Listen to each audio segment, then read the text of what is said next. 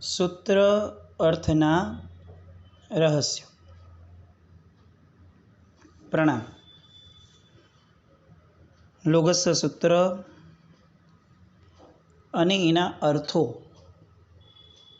એ બંનેના ચિંતન દ્વારા લોગસ સૂત્રને આપણે આપણા દેહની આસપાસ રહેલા ચક્રો એ ચક્રોની અંદર સ્થાપિત કરવાનો પ્રયત્ન કરી રહ્યા છીએ. 4 ગાથા આપણે અત્યાર સુધી જોઈ. પહેલી ગાથા મૂલાધાર ચક્ર, બીજી ગાથા સ્વાધિષ્ઠાન ચક્ર, ત્રીજી ગાથા મણિપુર ચક્ર અને ચોથી ગાથા અનાહત ચક્ર. ચોથી ગાથાના અંતે આપણે 24 તીર્થંકર પરમાત્માના નામની જે સ્તવના કરવાની છે એ સ્તવનાની પૂર્ણતાને પામીએ છીએ. હવેની જે 3 ગાથા હશે એ ત્રણેય ગાથાઓ એ આપણને આ લોગસનું જે વિશેષ કારણ છે અને આ 24 તીર્થંકર પરમાત્માના નામની સ્તુતિ દ્વારા આપણે જે મેળવવું છે એ વાતને ઉજાગર કરશે. બહુ સરસ મજાની આ 3 ગાથાનો જોડો કે જેની અંદર મોક્ષ માર્ગની પણ કેટલીક સ્પષ્ટતાઓ થઈ જાય. આપણે લોકોએ કઈ રીતે ભક્તિ કરવી, કઈ રીતે પરમાત્માની પૂજના સ્તવના કરવી, એના દ્વારા શું મેળવવાનું, સ્ટેપ બાય સ્ટેપ કઈ વસ્તુ મેળવવાથી છેલ્લે મોક્ષ થાય, એ બધી જે વાતો છે એ બધી સરસ વાતો એ આ 3 ગાથાની અંદરમાં મૂકી છે. ચોથી જે ગાથા છે કે જેમાં 24 તીર્થંકર પરમાત્માના બાકીના પરમાત્માનું નામ આવ્યું, એને આપણે હૃદયમાં આવેલા અનાહત ચક્રમાં સ્થાપવાની છે. અનાહત ચક્ર એટલે પ્રેમનું ચક્ર, હૃદયનો ભાગ. અને અનાહત શબ્દ જે છે એ આપણે જોયું, આહત ન કરવું, ઘર્ષણ ન કરવું, એ અનાહત ચક્રનું એક બહુ સરસ મજાનું રૂપક છે. એટલે જ્યારે જ્યારે આપણને એવું લાગતું હોય કે આપણા જીવનમાં આપણે કોઈની ને કોઈની સાથે ઘર્ષણમાં ઉતરીએ છીએ, તો એવી ક્ષણોમાં આપણે આવું ચોક્કસ માની શકાય કે આપણું અનાહત ચક્ર જે છે એ ક્યાંક ને ક્યાંક બગાડાને પામે છે. નહીં તો શું થાય, કોઈ બી એક વ્યક્તિ સાથે આપણને તકલીફ થઈ, 2 રસ્તા થઈ શકે. આપણે યા તો એમ સ્વીકારી લઈએ કે ભાઈ ઠીક છે, એણે આ કર્યું તો ભલે ને કર્યું, આપણને શું વાંધો છે. અને એવી જ ઘટના ફરીથી બને ત્યારે આપણે અચાનક ક્યારેક એવું વિચારી લઈએ કે નહીં, એ કેમ એવું કરી શકે. તો આ 2 અલગ અલગ અપ્રોચ જે આપણા મનમાં આવ્યા, એમાં ઘણા કારણો હોઈ શકે. સામી વ્યક્તિ પ્રત્યેનું ઋણાનુબંધ, આપણો કર્મનો ઉદય, આપણો પોતાનો કેળવેલો સ્વભાવ, કારણ ગમે તે હોય, પણ મૂળમાં આ ઘટના જે બની એ ઘટનાની ઉત્પત્તિ અનાહત ચક્રમાંથી થઈ. એટલે અનાહત ચક્ર જે છે એ એવું ચક્ર છે કે જ્યાં ફક્ત અને ફક્ત પ્રેમ છે. ટકરાવવું, ઈજા પામવી, આઘાત પામવો, સંસારના કોઈ પણ સંબંધ કે પ્રસંગમાં ઘર્ષણ કરવું, આ બધું જ જે છે એ અનાહત ચક્રની વિકૃતિ છે. પ્રભુનો જે માર્ગ છે એ તો 100% સાધનાનો માર્ગ કે જે ફક્ત ને ફક્ત પ્રેમના આધારે ચાલે છે. એટલે કુંથુનાથ ભગવાનથી લઈ અને વર્ધમાન સ્વામી ભગવાનના નામની જે સ્તવના છે એને હૃદયમાં ધારવાના છે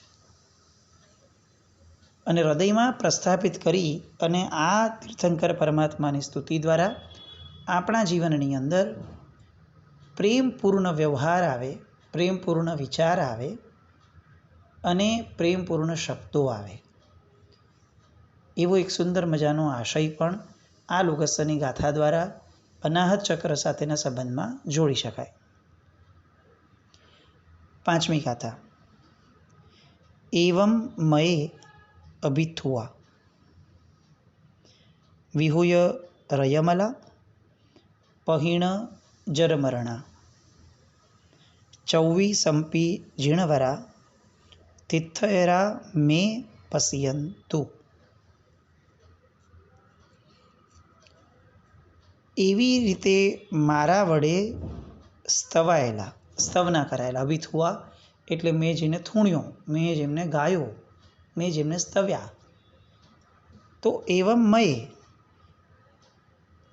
એવી રીતે મારા વડે સ્તવાયેલા એવા. કોણ? તો કે વિહૂય રયમલા પહીણ જરમરણા.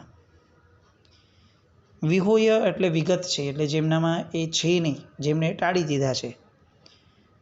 રયમલા, રજ અને મેલ, આ શબ્દો એવા છે લોગસરા કે જેમાં ઘણી બધી વાર આપણે છે ને સ્પષ્ટ નથી રહેતા. ક્યાંક ને ક્યાંક આ શબ્દોમાં આપણે ઉચ્ચારમાં કે જોડણીમાં ક્યારેક ક્યારેક બહુ નબળા સાબિત થઈ જતા હોઈએ છીએ.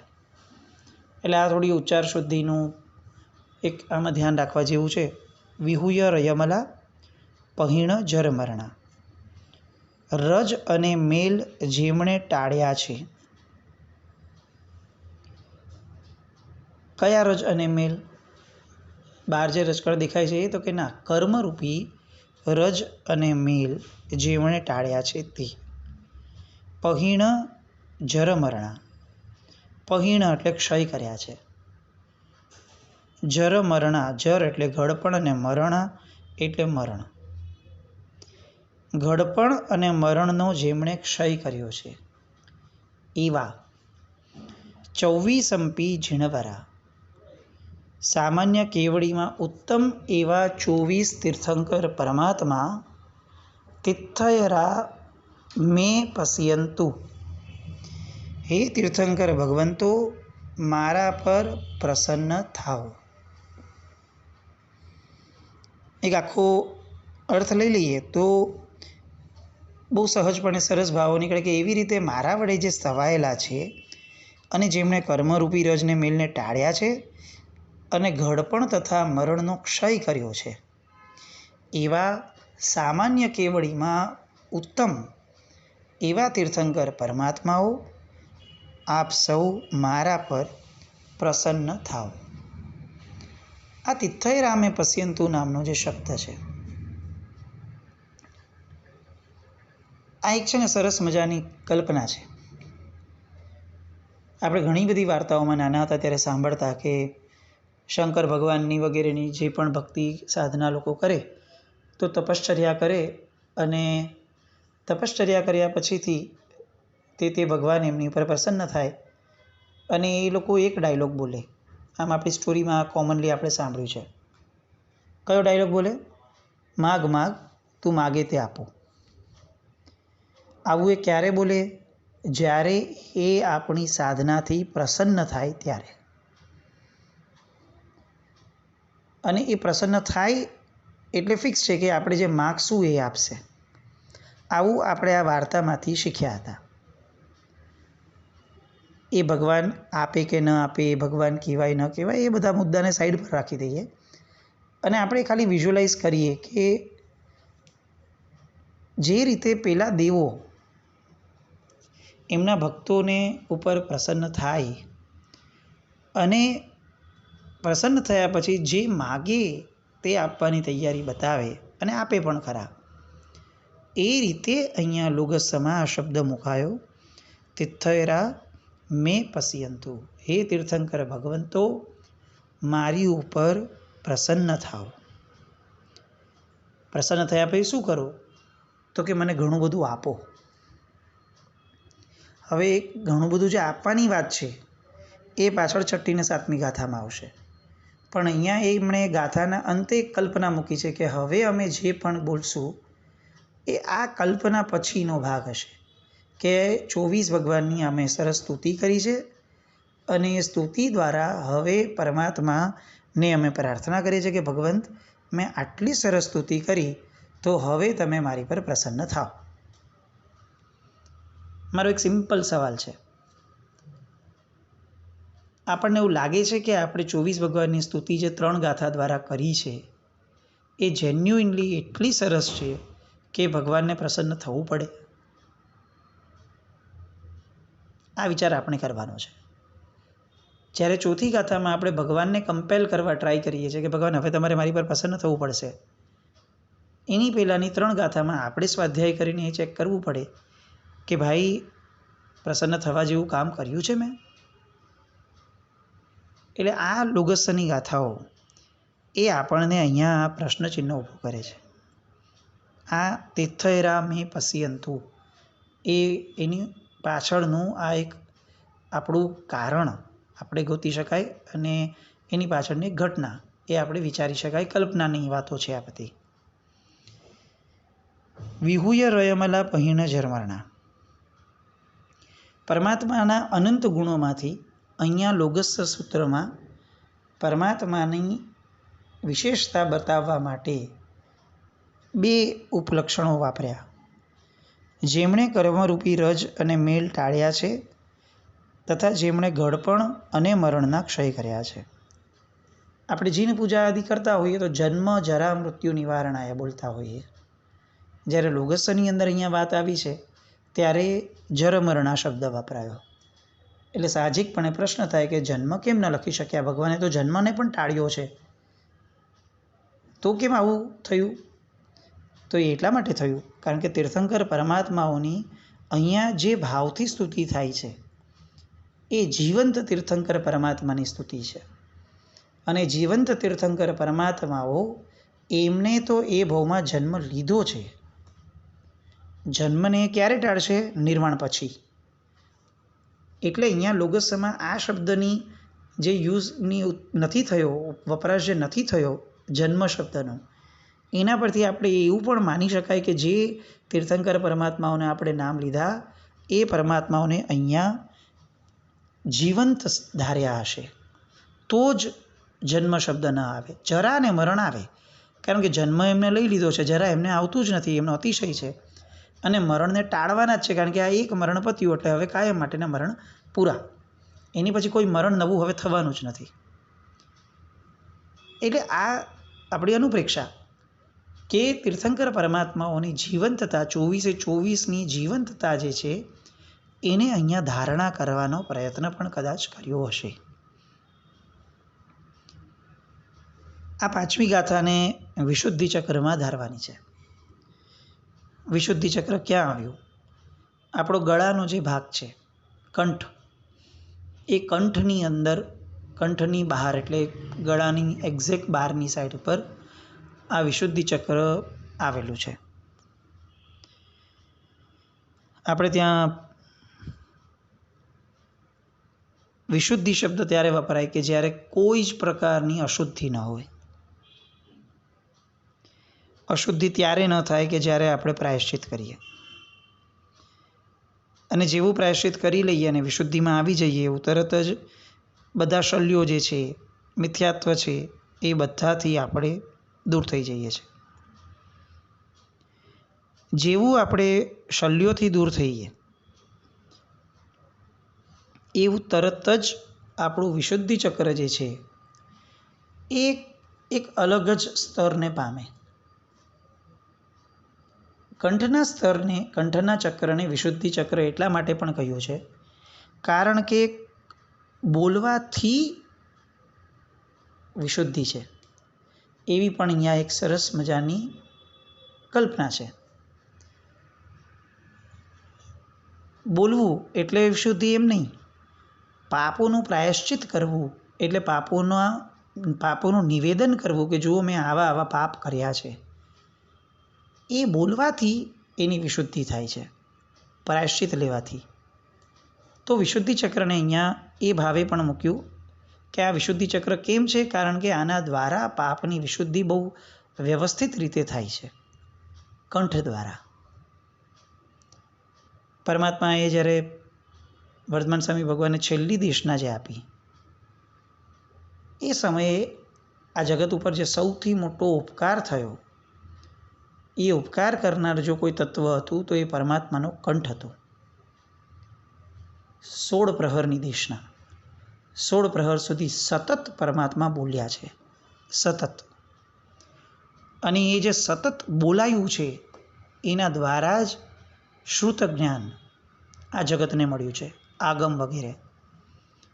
અને એ શ્રુત જ્ઞાન એ જ જીન શાસનની જનની છે.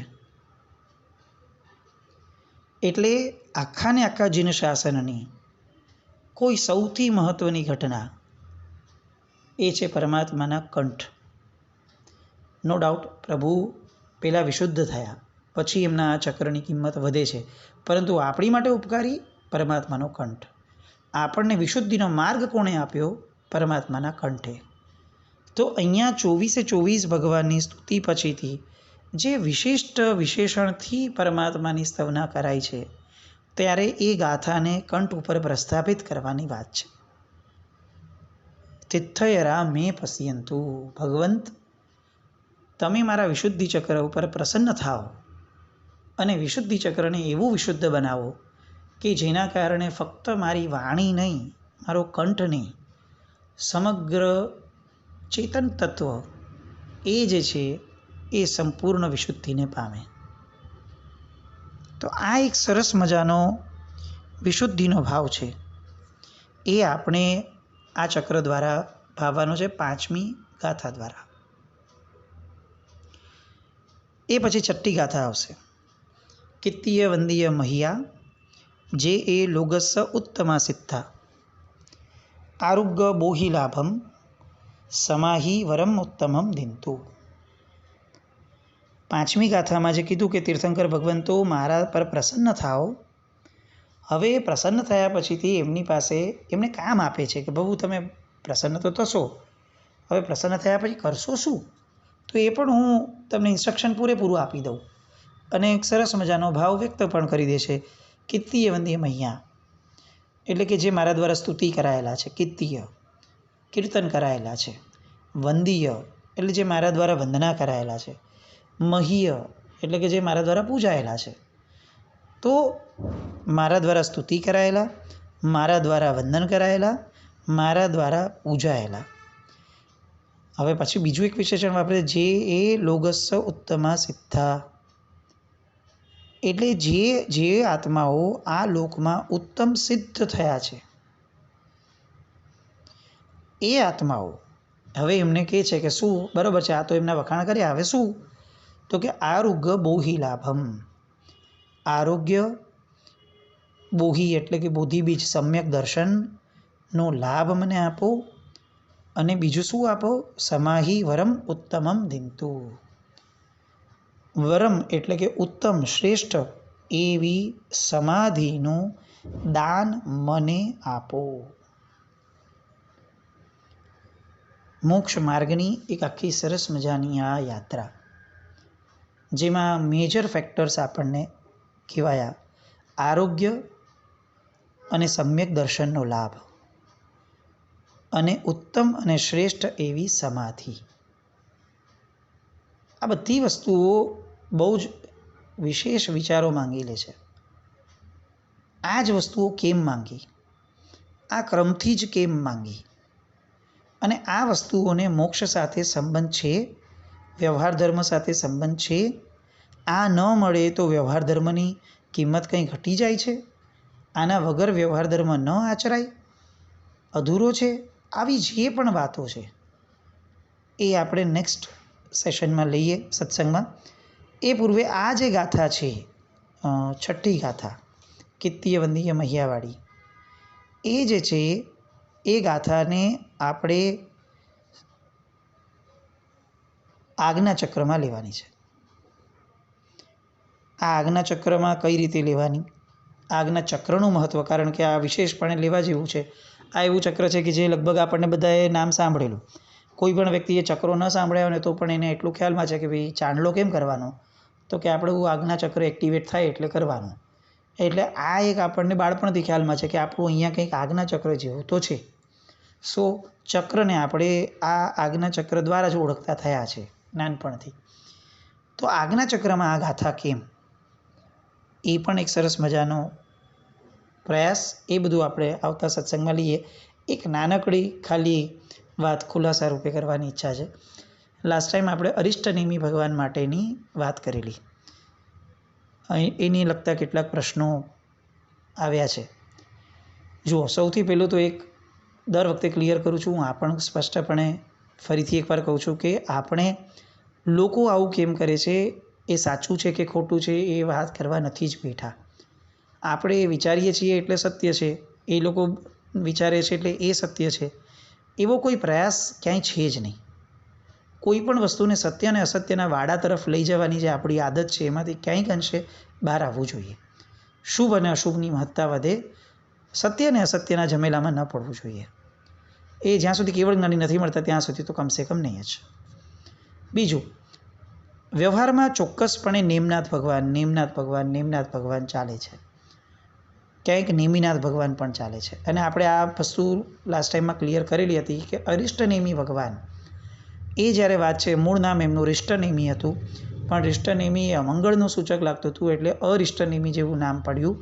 પણ નેમી શબ્દ એ એમના અંતર્ગત આવેલો છે, એટલે નેમિનાથ શબ્દની સામે તો ક્યાંય કોઈ વાંધો હોવાનો આપણને પ્રશ્ન નથી. નેમનાથ એ વ્યુત્પત્તિ કઈ રીતે થઈ એ વિચારણીય પ્રશ્ન આપણી માટે છે, અને આપણે આ પ્રશ્નને વહેતો મૂક્યો છે વિચાર તરીકે. એટલે એ પણ કંઈ વિવાદનું કેન્દ્ર બને, લોકો આવું કેમ બોલે છે એવું બધી વસ્તુમાં ન પડીએ, એ આનંદનો વિષય રહેશે. એટલે આપણે શું કરવું એનો સત્સંગ આપણે કરીએ છીએ, લોકોએ શું કરવું એ વાત નથી. અને આપણે પણ આ જ કરવું, ઓલું કરીએ તો દોષ લાગે ને આ કરીએ તો દોષ ન લાગે, એ સ્વરૂપે અહીંયાથી કંઈ લેવાતું નથી, એ હું બહુ સ્પષ્ટપણે લેવા માગું છું. એટલે બહુ જ સહજપણે કોઈક ભાવોને પણ લઈએ, દરેક વસ્તુને એ બધી જ વસ્તુને એ જ ડિરેક્શનમાં કેમ લઈ જવી કે આ સાચું ને આ ખોટું, આ આમ કરાય ને આમ ન કરાય. ઊભા રહો, સમજવાનો પ્રયત્ન છે, હજી અપૂર્ણ છે, એ તો પૂર્ણતાની દિશામાં એકદમથી નિર્ણય કેમ લઈ લેવો છે. એટલે એ ભાવથી આપણે રાખીએ. અરિષ્ટનેમી ભગવાન, આ સુંદર મજાનું નામ એમના માતા પિતાએ પાડ્યું, તે આગળ પાછળ હોય તો નેમિનાથ ભગવાન એ એમના જ નામનો અંશ છે. એટલે આ બંને નામોની અંદર કોઈ પ્રકારની કંઈ જ વિખવાદની સિચ્યુએશન જેવું તો ન જ ઊભી થાય. મુદ્દો એના સિવાયનું કોઈ નામ આવે તો આપણે ન લઈએ, એ આપણને ઉચિત લાગે છે એવું અહીંયાથી બોલનારને લાગ્યું છે. સામાન્યને પણ લાગે, અને ન લાગે તો એમાં કંઈ ખોટું પણ નથી. એટલે આ બહુ સાહજિક રીતે આપણે આને લઈએ એવી ખાસ વિજ્ઞપ્તિ છે. કોઈ પણ વસ્તુને ક્યાંય પણ વિવાદના કેન્દ્ર તરફ લઈ જઈએ એ ન થાય, એનો આનંદ વધુ રહેશે. એટલે આ સંવેદનાઓ સ્વરૂપે જ રહે, એવી વિનમ્ર વિનંતી છે. જીનાજ્ઞા વિરુદ્ધ કંઈ પણ બોલાયું હોય તો મિચ્છામિ દુક્કડમ.